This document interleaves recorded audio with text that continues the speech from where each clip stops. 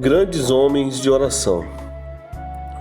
O missionário Richard Newton diz o seguinte: a causa principal da minha pobreza e da esterilidade espiritual é devido a uma negligência injustificável de oração. Posso escrever, ler, conversar ou ouvir com prontidão, mas orar é mais espiritual, é íntimo do que qualquer dessas coisas e do mais espiritual dos deveres que o meu coração carnal está mais pronto a fugir. Oração, paciência e fé nunca foram desapontados. Desde há muito tempo aprendi que, se devo ser ministro, só a fé e a oração devem fazer-me ministro. Quando posso encontrar meu coração em atitude e com liberdade para a oração, tudo o mais é comparativo, fácil. Pode ser dito como axioma espiritual, em que todo o ministério realmente cheio de êxito, a oração é uma força evidente e controladora na vida do pregador, evidente e controladora na profunda espiritualidade da sua obra. Um ministério pode ser ministério bem orientado, sem oração. O pregador pode assegurar fama e popularidade sem orar.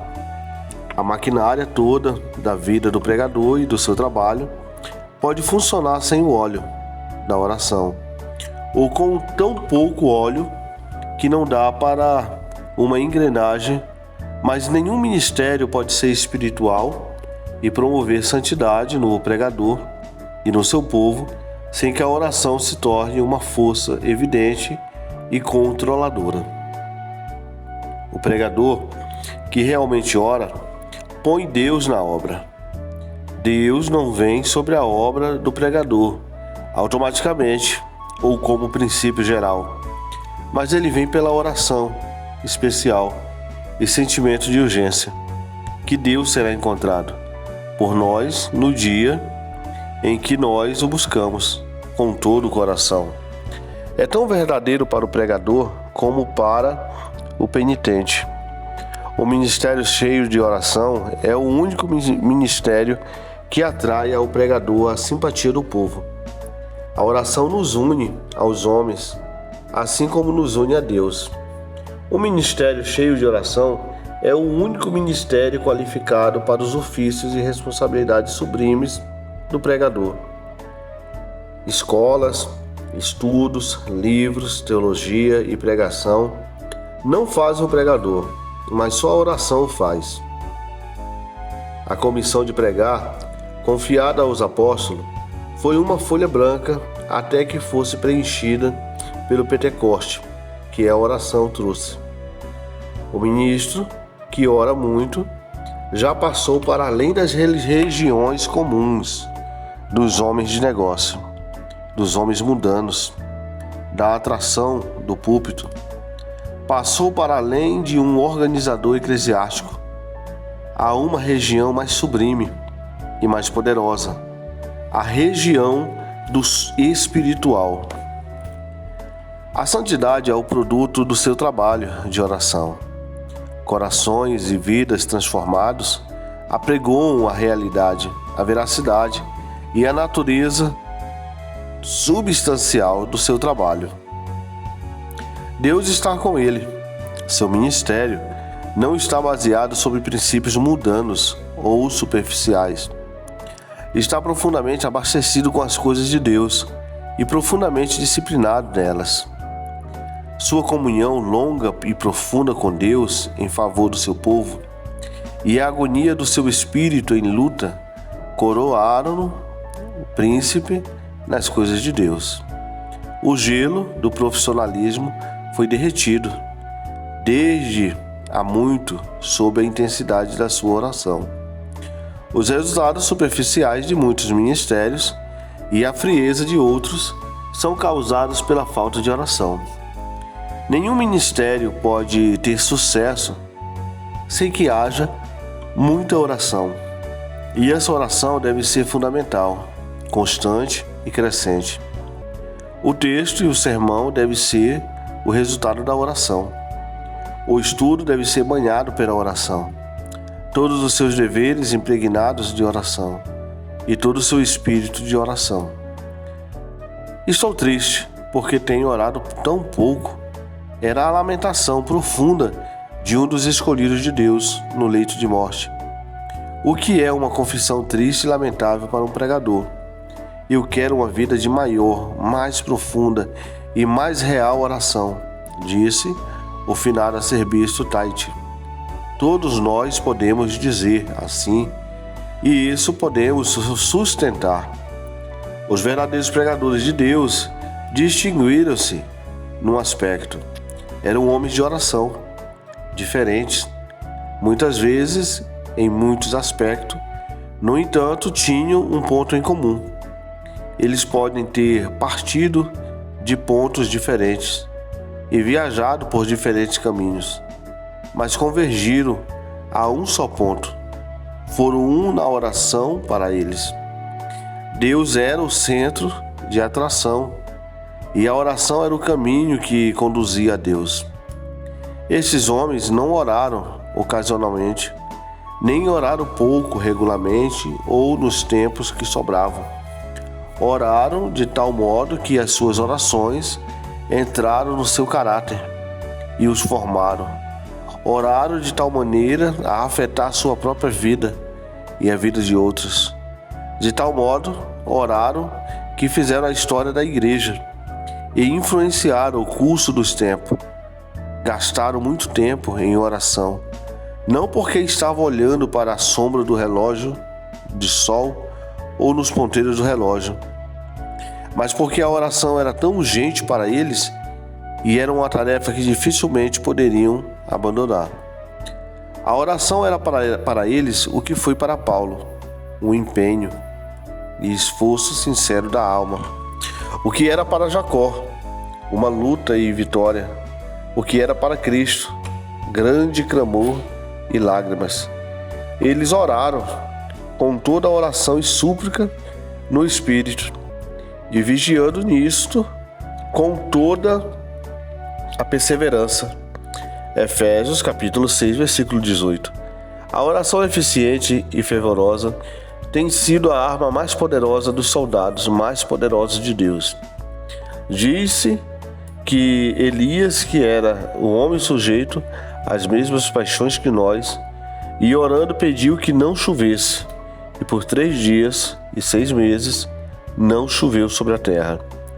E orou outra vez, e o céu deu chuva, e a terra produziu seu fruto. Tiago, capítulo 5, versículo 17 ao 18. Essa declaração inclui todos os profetas e pregadores que moveram sua geração para Deus e mostra o instrumento pelo qual eles operaram suas maravilhas. Ainda que muitas orações particulares, por natureza, devem ser curtas, ainda que as orações públicas comumente devem ser curtas e condensadas, embora haja lugar e valor na oração ligeira, na nossa comunhão com Deus, o tempo é um fator essencial para o seu valor. Bastante tempo gasto com Deus é o segredo de toda oração eficiente. A oração que é sentida com uma força poderosa é o produto imediato ou imediato de muito tempo gasto com Deus. As nossas orações curtas devem ser o ponto de apoio e eficiência às orações longas que a procederam. A oração curta que prevalece não pode ser feita por uma pessoa que não tenha prevalecido com Deus numa luta poderosa de longa duração. A vitória da fé de Jacó não poderia ter sido alcançada sem aquela noite de luta. A intimidade com Deus não se faz às pressas. Ele não concede seus dons aos que vêm e vão, fortuitos e apressados. Demorar-se sozinho com Deus é o segredo para alguém conhecê-lo e ter influência junto a Ele. Ele cede a persistência de uma fé que o conhece, cede as suas mais ricas dádivas aqueles que declaram seu desejo e sua apreciação por elas, pela consistência e a sinceridade de sua importunação. Cristo, que é nisso e em outras coisas, é o nosso exemplo. Empregou muitas noites inteiras em oração. Seu costume era orar muito. Ele tinha lugar habitual para orar. Longo tempo gasto em oração constitui a vida e o caráter de Cristo. Paulo orava dia e noite. Daniel orava 3 vezes por dia, deixando de lado muitas coisas importantes. A oração de Davi pela manhã, ao meio-dia e à noite, indubitavelmente, em muitas ocasiões, prolongava-se muito. Embora não tenhamos dados específicos do tempo que esses santos homens da Bíblia gastaram em oração, há evidência de que eles dedicaram muito tempo. E em algumas ocasiões era do seu costume empregar longos períodos para a oração. Não queremos afirmar que o valor de suas orações foi medido pela duração, mas nosso propósito é imprimir em nossas mentes a necessidade de permanecer em comunhão com Deus. Sem, em nossa fé, não se nota essa característica, ela é vazia e superficial. Aqueles que manifestaram de maneira mais perfeita possível a Cristo, através do seu caráter, e têm afetado mais poderosamente o mundo a seu favor, são os homens que gastaram muito tempo com Deus, até que isso se tornou uma das características mais salientes das suas vidas. Charles Simmel devotava a Deus as horas de 4 horas da manhã. Wesley gastava 2 horas diariamente em oração. Ele começava às 4 horas da manhã. Uma pessoa que o conhecia bem dele descreveu: ele julgava que a oração era o trabalho mais importante que havia. E o vi sair do lugar de recolhimento com uma serenidade no rosto que brilhava. John Frester impregnou as paredes do seu quarto com o hálito de suas orações. Algumas vezes passava a noite inteira em oração, sempre, frequentemente e com grande intensidade. Toda a sua vida foi uma vida de oração. Não queria levantar-me da cadeira, disse ele, sem elevar o meu coração a Deus. Sua saudação a um amigo era: "O Senhor está orando?" Lutero disse: "Se eu deixar de empregar 2 horas em oração todas as manhãs, o diabo terá vitória o dia inteiro. Eu tenho tanto trabalho que não posso realizá-lo sem gastar 3 horas diariamente em oração." Seu lema era: aquele que orou bem, estudou bem. O arcebispo Legat ficava tanto a sós com Deus que parecia estar em meditação perpétua. A oração e o louvor eram o seu trabalho e seu prazer. Diz o seu biógrafo, o bispo Ken. Ficava tanto com Deus a ponto de dizer-se que a sua alma estava enamorada de Deus. Estava com Deus todas as manhãs, antes do relógio assinalar 3 horas. O bispo Asbun disse: "Propus-me a levantar às 4 horas da madrugada, tanto quanto possível, e gastar 2 horas em oração e meditação." Samuel Rutherford, cuja fragrância de piedade ainda se faz sentir, levantava-se às 3 horas da manhã para encontrar-se com Deus em oração. Joseph Wiley levantava-se às 4 horas para a sua tarefa de oração, permanecendo até às 8. Se ouvia que outros negociantes começavam o seu trabalho antes deles levantar, exclamava: "Oh, como isso me envergonha! Não deveria o meu senhor merecer mais do que os senhores deles? Aquele que aprendeu a orar tem livre acesso ao banco do céu, de onde saca aquilo que necessita. Um dos mais santos e mais dotados de dons celestiais dentre os pregadores escoceses disse: devo empregar minhas melhores horas para a comunhão com Deus. Esse é o meu mais nobre e mais eficiente emprego, e não deve ser deixado de lado. As horas da manhã, de 6 às 8, são as melhores horas, porque não há interrupção.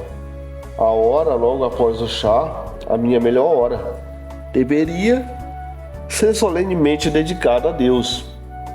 Não devo interromper o bom hábito de orar antes de dormir, mas devo prevenir-me.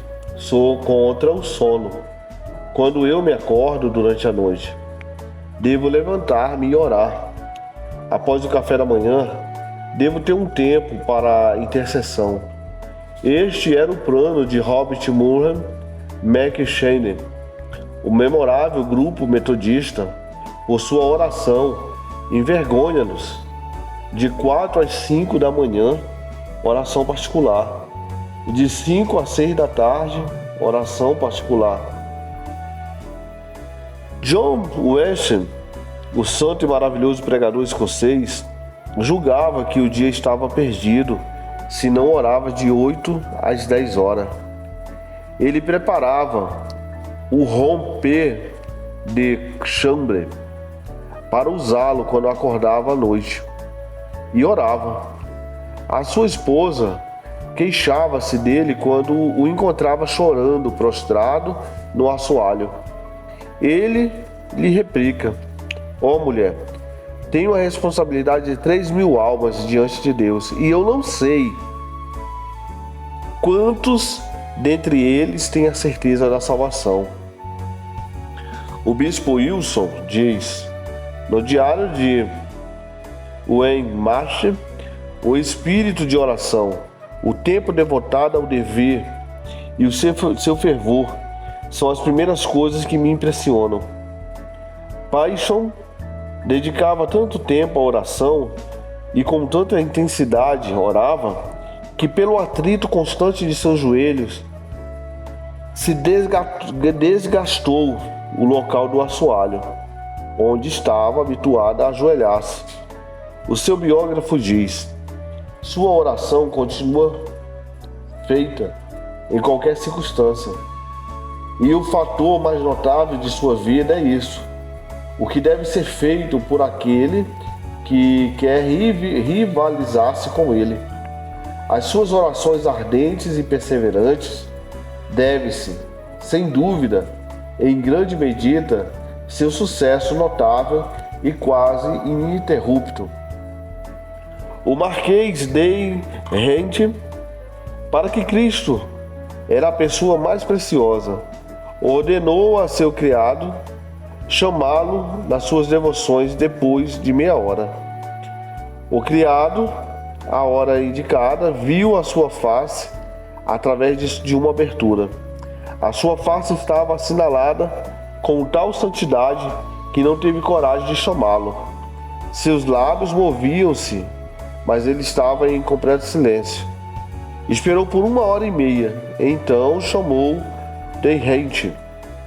E ele levantou-se dizendo que a meia hora era tão curta quando se estava em comunhão com Cristo. Brian disse: eu gosto de ficar sozinho na minha cabana, onde eu posso gastar muito tempo em oração. William Bryan é famoso nos anais metodistas por sua santidade pessoal, pelo seu sucesso maravilhoso na pregação e pelas extraordinárias respostas às suas orações. Orava muitas horas seguidas. Viveu quase toda a sua vida sobre os joelhos. Ele visitava sua paróquia com o coração inflamado, e esse fogo foi acendido pelo tempo que gastou em oração. Muitas vezes gastou mais de 4 horas em oração contínua. O bispo Andres empregava em geral 5 horas diariamente na oração e devoção. O Henry Havelock, soldado britânico, gastava sempre as primeiras 2 horas de cada dia com Deus. Se o acampamento se levantava às 6 horas da manhã, ele se levantava às 4. O Sr. Ian Keynes, advogado irlandês, levantava-se diariamente às 6 horas para assegurar 1h30 para o estudo da Bíblia e oração antes de fazer o culto doméstico, às 7h45. O sucesso do Dr. Judson na obra de Deus é atribuído ao fato de que ele gastava muito tempo em oração. Ele diz sobre isso: arranja os teus afazeres, se possível, de tal modo que possas devotar calmamente 2 ou 3 horas todos os dias, não somente para momentos devocionais, mas também para a oração em secreto e comunhão com Deus. Esforça-te 7 vezes por dia e retira-te do teu trabalho e dos teus companheiros e eleva a tua alma em recolhimento particular. Começar o dia devotando algum tempo logo depois da meia-noite, no meio do silêncio e escuridão da noite, para esse trabalho santo. Que o amanhecer te encontre em oração. Permite que 9, 12, 3, 6 e 9 da noite sejam testemunhas do meu trabalho. Ser resoluto na sua causa. Fazer todos os sacrifícios para mantê-lo. Considera que o tempo é curto e que o trabalho e os companheiros não devem roubar-te do teu Deus. Impossível dizermos isto é fanatismo. O Dr. Judson construiu um império para Cristo e colocou fundamentos no reino de Deus no coração da Birmania, com granitos imperecíveis. Ele foi bem sucedido.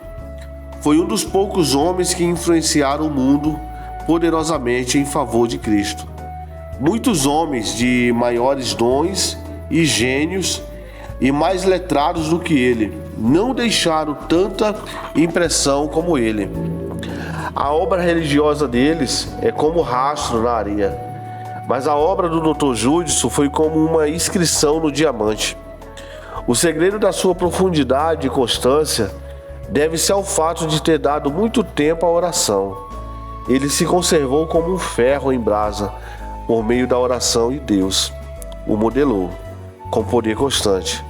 Nenhum homem pode realizar uma obra pendurável e grande em favor de Deus se não for um homem de oração. Nenhum homem pode ser um homem de oração sem que dê muito tempo à oração. É verdade que a oração é um simples cumprimento de um hábito comum e mecânico. É uma pequena representação que ensaiamos, cujos principais elementos são a brevidade e a superficialidade. É verdade que a oração é como se pensa um pequeno afluxo de sentimento que emana de uma meditação sem vida e leve e de alguns momentos. Cano Lindo continua: permitamos que respondam o que realmente oram. Eles, algumas vezes, comparam a oração com a luta do patriarca Jacó com o poder desconhecido durante toda a noite e mesmo até a madrugada na vida dos crentes zelosos. Outras vezes refere-se à intercessão comum como luta que exija todos os esforços, como dizia São Paulo. Eles têm, quando oram, seus olhos fixos no grande intercessor de Getsêmani, cujo suor tornou-se em grandes gotas de sangue que corriam até ao chão, por causa da agonia de resignação e sacrifício, importunação e a essência da oração eficiente. Importunação não significa desvaneio, mas um trabalho sustentado com esforço. É pela oração, especialmente, que se faz violência ao reino dos céus. É pela força que se apoderam dele. Mateus capítulo 11, versículo 12.